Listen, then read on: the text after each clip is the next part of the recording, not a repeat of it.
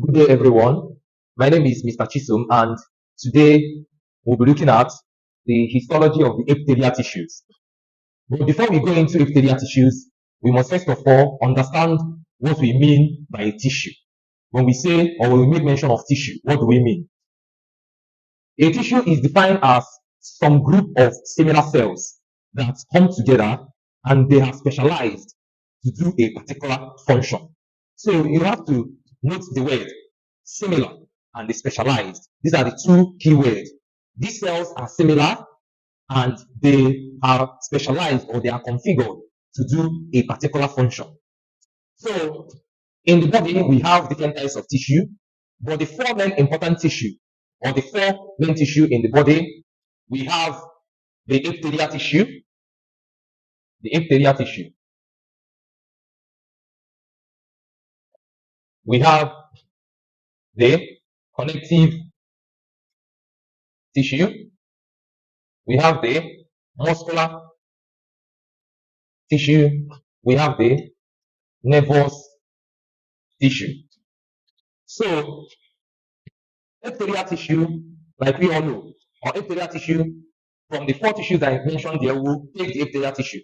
Epithelial tissue, they are defined as the covering.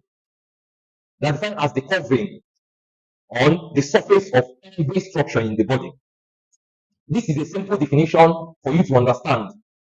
Your naked eyes will not see this covering, but when you place any of the organ, any of your organ, or any of the sample from your body, any structure that you place under the microscope, you'll be able to see this epithelial covering. So it is a covering that covers the surface of all the structures in the body. The skin, as an example, is covered by the epithelial tissue. But as you are looking at it, you will not see it until it is subjected under the microscope. That's when you'll be able to view it. Then the main function of the epithelial tissue is for protection. It protects the organ that it covers or the structure that it covers. It also helps in the absorption of nutrients to the structure, and it also helps in secretion for structures or organs that secrete substances. Then let's briefly see the connective tissue. The connective tissue are tissue that binds to two structures together. So when you have this structure and you have this structure, connective tissue bind them together. And as they bind them together, they help to support that tissue. Then we have the muscular tissue. The muscular tissue, it is as simple as the name, the tissue of the muscle, which helps in the movement of the body. Then we have the nervous tissue. The nervous tissue are tissues that help in the electrical activities of the body. These tissues helps to convey signal from the body to the brain, from the brain back to the body. So for any structure that you can make mention in the body, they must contain these four tissues: the epithelial tissue, the connective tissue, the muscular tissue, and the nervous tissue. So if we make the introduction of a tissue, let's now look at the epithelial tissue. So, having told us that the epithelial tissue are the tissues that helps in covering all the structures that you can make mention in the body, having understand that, then I've already told us the functions of this tissue: absorption, it helps in protection, and it helps in secretion. Then we have, having seen that cells, some group of specialized cells, some group of similar cells, forms the tissue. You should know that if we break down the epithelial tissue, what we will have are some group of epithelial cells. It is these epithelial cells that came together to form the epithelial tissue. So we have about 9 types of epithelial cells in the body. But before we look at these cells, we must first of all classify the epithelial tissue. We must first of all classify the epithelial cells, rather. Having understand that the epithelial cells are similar cells, different cells, similar cells that came together. This is the explanation here, or the example here. Let's assume that these are cells. These are cells. These are cells. These are cells, different cells. These cells came together as one to form the epithelial tissue. This cell, this one here is an epithelial cell on its own. This one here are epithelial cells on their own. This one are epithelial cells on their own. These one are epithelial cells on their own. And these cells came together for a particular function, and they give rise to the epithelial tissue, or they form epithelial tissue together. So, having understand that, we'll classify the epithelial cells or the epithelial tissue whichever way. They are classified based on their shape. The epithelial cells are classified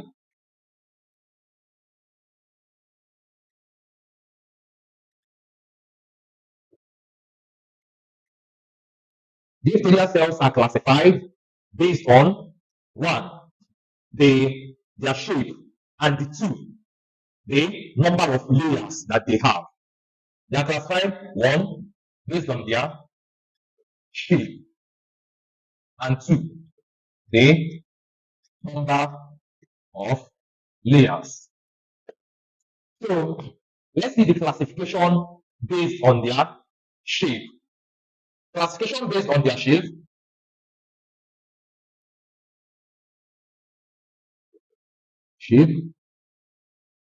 We have the squamous, epithelium. We have the cuboidal, and we have the columnar. So based on the shape, these are three different shapes of the epithelial cells. They have the squamous shape, they have the cuboidal, and we have the columnar. Now, classifying them based on the number of layers. Based on the number of layers,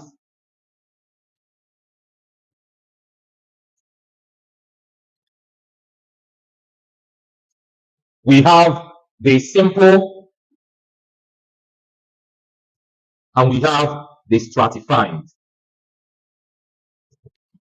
We have the simple and we have the stratified. So I will be explaining this classification so that we understand it. So classifying the epithelium based on their shape, classifying the epithelium based on their shape, we have the squamous. The squamous epithelium simply means a flattened epithelial cell. They are very flat and they are thin. They are very flat and they are thin. So we have the cuboidal. The cuboidal simply means that these epithelium are cube-like. They are like a cube.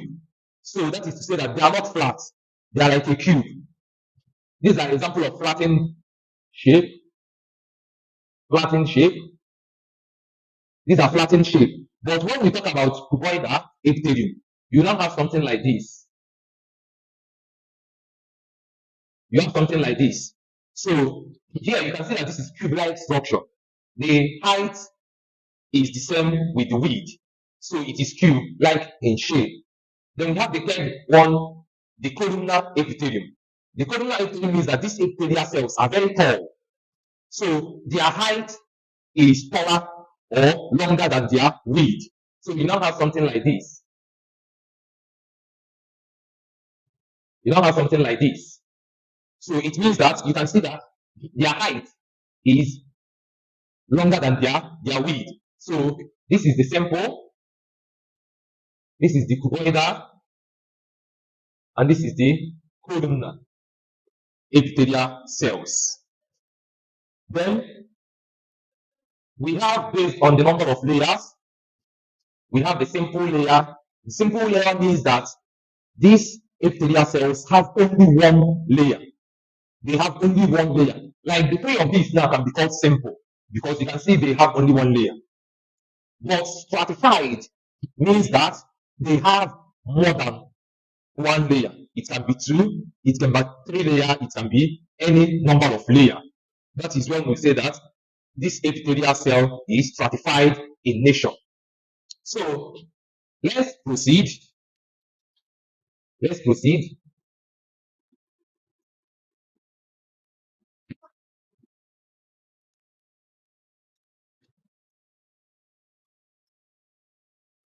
So Based on these two classifications here now, we will now have 9 types of epithelial cells. 9 types of epithelial cells. And these cells, they take their name from these two classifications. So the first one is the simple squamous epithelium. The simple squamous epithelium.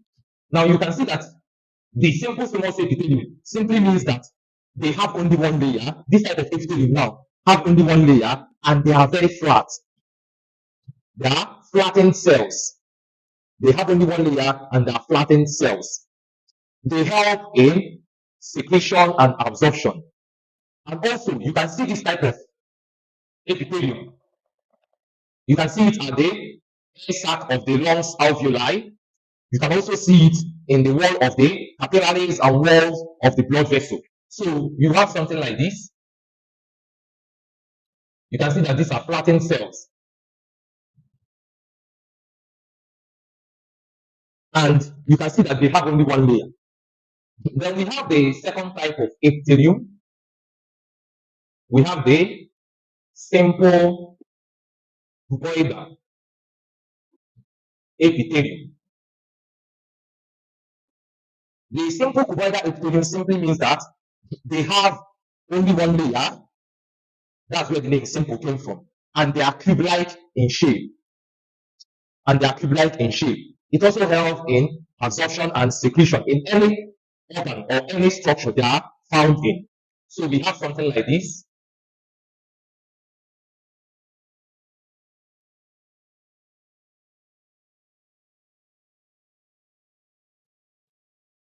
So you can see here now that they have one layer and they are cube-like in shape. So you can see this type of epithelium you can see it in the surface of the ovary. You can see it in the surface of the ovary. Then we have the third type of epithelium. We have the simple columnar epithelium. We have the simple columnar epithelium. These epithelium have only one layer and their height is taller than their width. So they are very tall cells. They are very tall cells. We have something like this.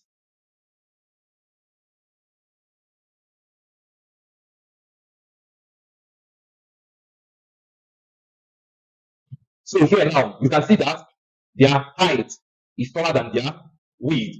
So this type of epithelium is known as the simple columnar. Notice one unique thing about these three epithelium that I've mentioned so far. They have only one layer. Now let's proceed to the next type of epithelial cell. We have the fourth one, the stratified squamous epithelium. Okay, I forgot to tell us that the simple columnar epithelium can be found in the wall of the uterus. It can be found in the lining of the stomach, lining of the small intestine, and the large intestine. So we have the fourth one, the stratified squamous epithelium. Now, this is the difference now. While these types that I've mentioned so far have only one layer, these ones can have two layers, they can have three layers. So in this stratified squamous, it has more than one layer and they are flattened. So we have something like this.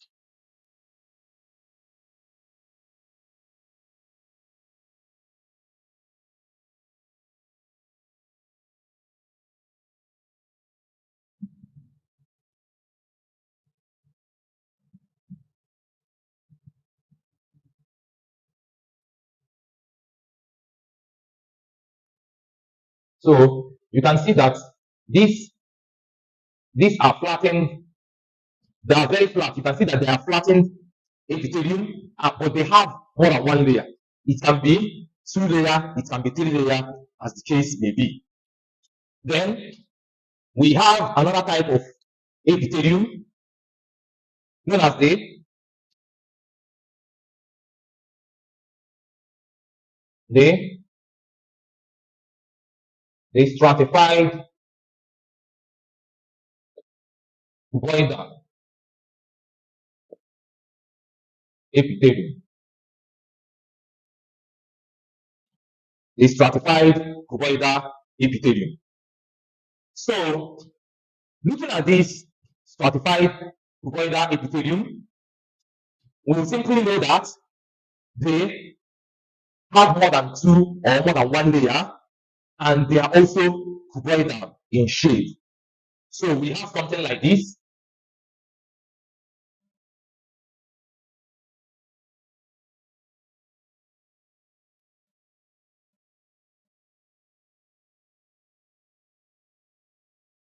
So you can see that here now, they are more than one layer and they are cube-like in shape. So you can notice the difference now. You can see the difference now.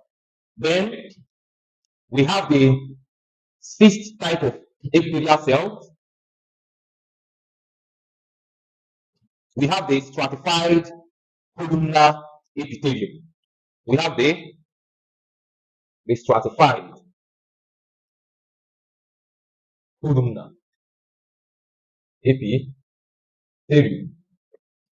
So here now, it means that stratified, it has more than one layer and they are very tall, very tall. So we have something like this.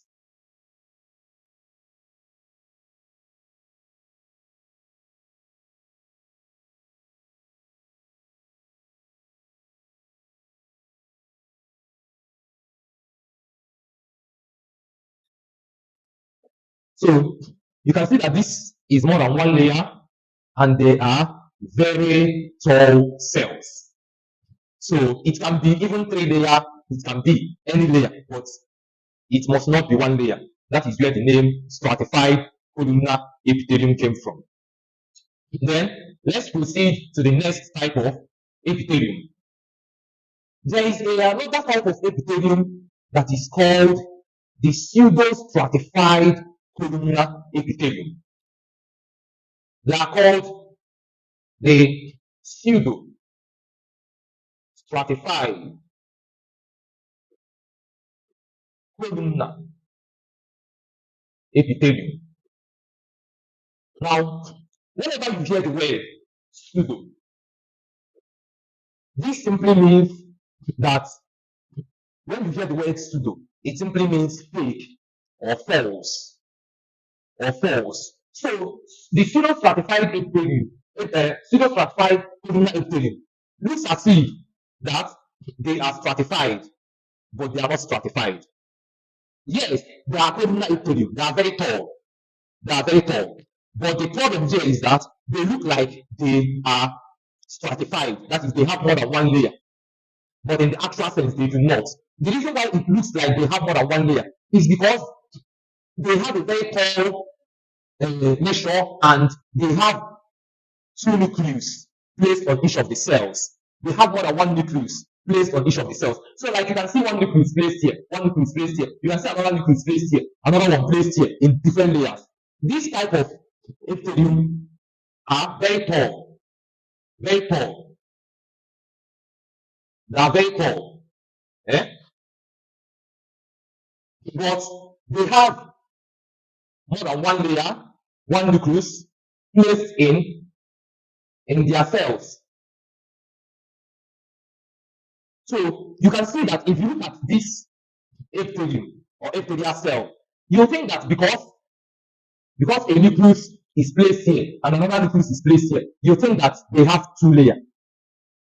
But in the actual sense, it is only one layer that they have. So the stratified is fake, and that's why they say it is the pseudo-stratified columnar epithelium. So this type of epithelium are found in the respiratory system. This is where you see this type of epithelium in the respiratory system. That's where you always see this type of epithelium. Then we have the next type of epithelium. There is a special type of epithelium known as transitional epithelium. transitional epithelium. These epithelium are always stratified. That is, they have more than one layer. Always, they have more than one layer, so they are stratified. But when you hear of the word transition, it means that the thing has the ability to change in its form. Transition, you transition from here to here, or you transition from this to this. You change from this to this. You change from this to this. So this type of epithelium are called the urogenital epithelium because they are always found in the urinary bladder, they are always found in the ureter, and they are found in the parts of the male urethra. They are found in some parts of the male urethra. So, because of his ability to change in his nature, that's why they are called the transitional epithelium. Remember that these epithelium are already stratified, but they change in their shape. In as much as it has more than one layer, but the shape changes depending on the content of the structure or organs that they are found in. So if the urinary bladder is full, very full, you have something like stratified squamous epithelium. If it is less full, you may see something like stratified cuboidal epithelium. But when the urinary bladder is empty, you can see something like stratified squamous epithelium. So you can see that their shape are changing based on the contents or based on the volume of the urinary bladder or the volume of the structure that they are found in. So the changes in their shape, hence the name transitional epithelium. Then the last type of epithelium is the glandular epithelium.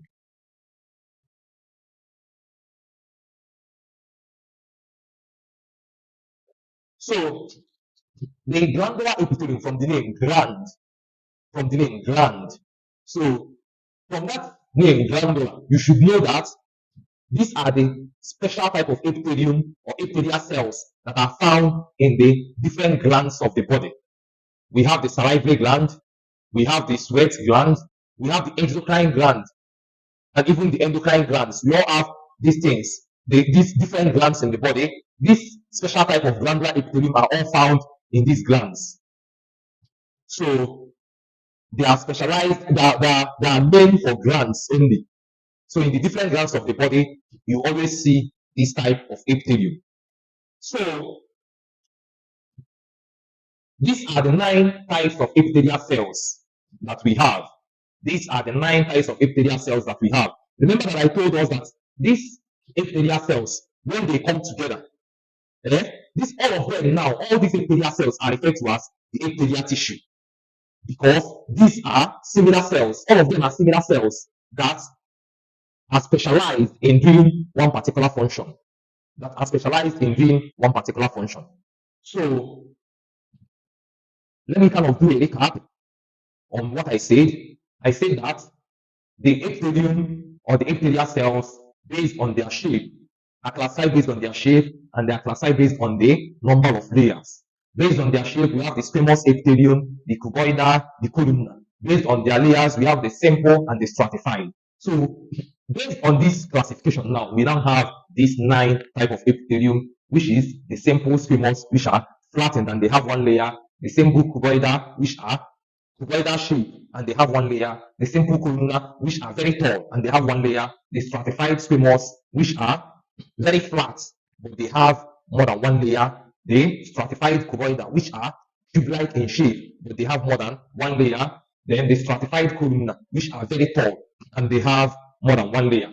Then the pseudo-stratified columnar epithelium. I told us that these have only one layer. They look like they have more than one layer, but in the actual sense, they don't have more than one layer. It is because the nucleus, they have more than one nucleus in each cell. That's why it looks as if they are having more than one layer, but in the actual sense, they have only one layer. You can see it here. Then the transitional epithelium, the epithelium that have the ability to change in its shape, in as much as they remain stratified, but they can change from one shape to another depending on the volume of the structure or the organ they are found in, the content that is have at a particular time. Then we have the glandular epithelium that are found in the glands of the body. So I believe that we must have understand the epithelial tissue, the epithelial cells, and the different types of epithelial cells. So At the end of this teaching, we've been able to understand what epithelium means and the concept when we hear epithelial cells, what it means. So I would like you to subscribe to my YouTube channel, Learn with Chisom Great. Also, like this video, comment on this video, and please do well to share this video to your friends. Share this video to your friends so that they will join us in what we are doing. And also, don't forget to subscribe. Thank you very much.